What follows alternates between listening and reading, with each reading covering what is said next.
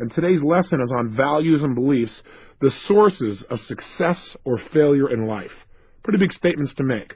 But I think you're going to find that your values and your beliefs are really the driving force behind you. Now you might say, well, Tony, you've already said that pain and pleasure are the controlling force of my life. That's true. But specifically, you and I throughout our lives have learned to give labels for different levels of pain and different levels of pleasure. And those labels are what we call values. Specifically, if I said to you, which would you rather have?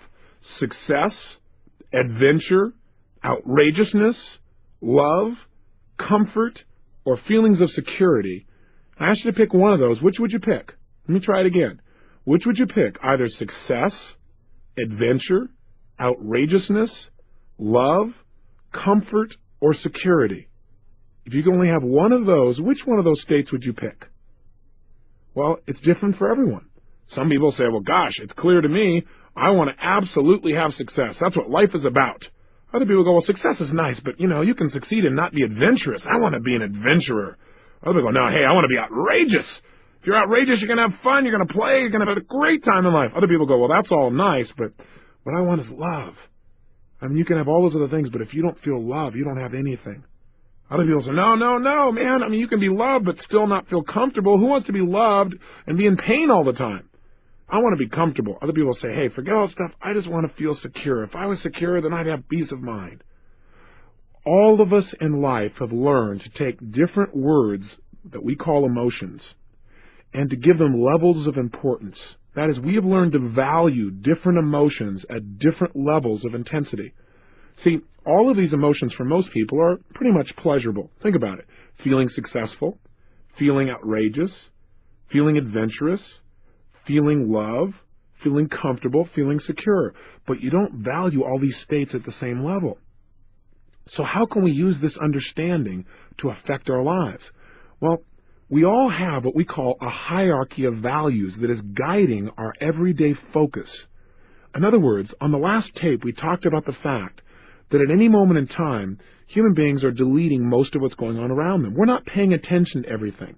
We only pay attention to a small band of our experience.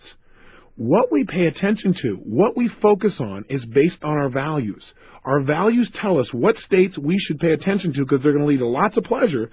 And we also have some values that we pay attention to because they're the painful values. They're the states that we think will be most painful, and we want to avoid them at any cost.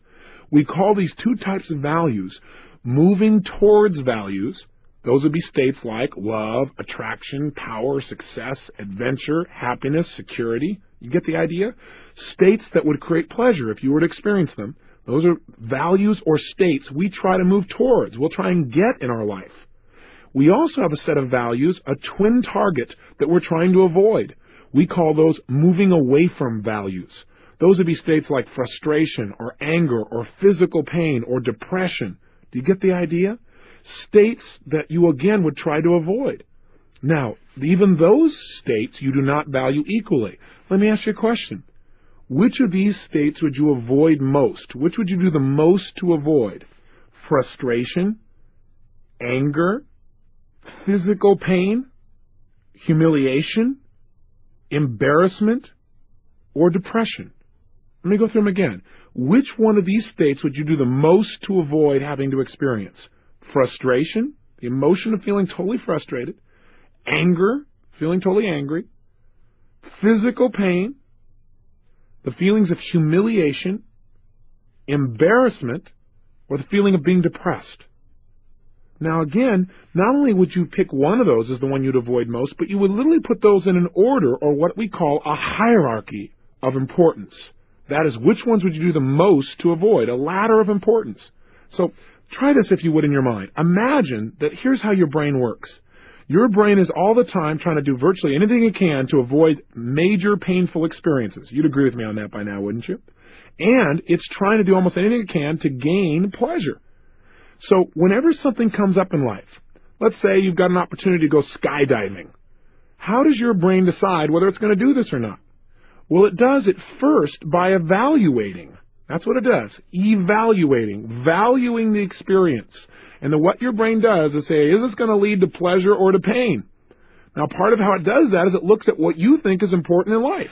Now, if in your life you've gotten all kinds of, let's say, acknowledgement and rewards for being outrageous and playful and adventurous, it's highly likely, and maybe you've done some experiences where maybe you were afraid, but gosh, after you did it, you felt so incredible that your brain made a neuroassociation that said adventure means total pleasure, ecstasy. Now, if that's true, it's highly likely on your values list. In other words, on the priorities that you hold in your life of what to move towards. Am I making sense? In other words, the states you'll do a lot to gain, it's likely that adventure and outrageousness are going to be high on the list. Does that make sense? Let's say freedom, outrageousness, and power and excitement.